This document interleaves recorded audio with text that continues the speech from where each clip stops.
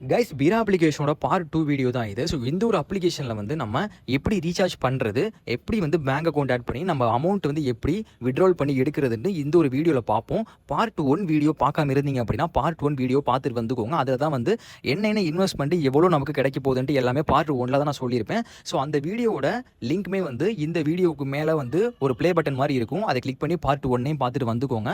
Okay, first இந்த application வந்து recharge எப்படி பண்ணுறதுன்னு பார்க்கலாம். நான் மார்க் பண்ணுற இடத்துல ரீசார்ஜ்னு சொல்லிட்டு ஒரு ஆப்ஷன் இருக்கு. அதை கிளிக் பண்ணுங்க. கிளிக் பண்ணோன்னா இந்த மாதிரி ஒரு பேஜ் ஓப்பன் ஆகும். இதில் வந்து இந்த இடத்துல வந்து நீங்கள் எவ்வளோ அமௌண்ட் வந்து ரீசார்ஜ் பண்ண போறீங்களோ அந்த அமௌண்ட் டைப் பண்ணிக்கோங்க.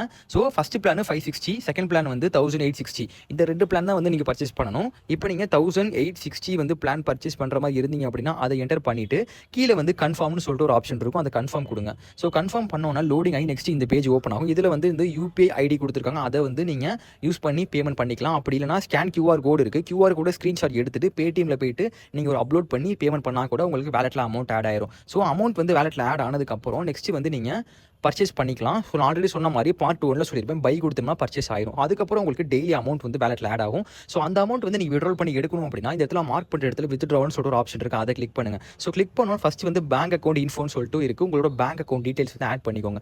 ரியல் நேம்னு சொல்லிட்டு இருக்குது. அந்த இடத்துல உங்களோட பாஸ்புக்கில் உங்கள் என்ன நேம் இருக்கோ அதை கரெக்டாக என்டர் பண்ணிக்கோங்க. அது கீழே வந்து ஐஎஃப்எஸ்சி கோட் இருக்குது.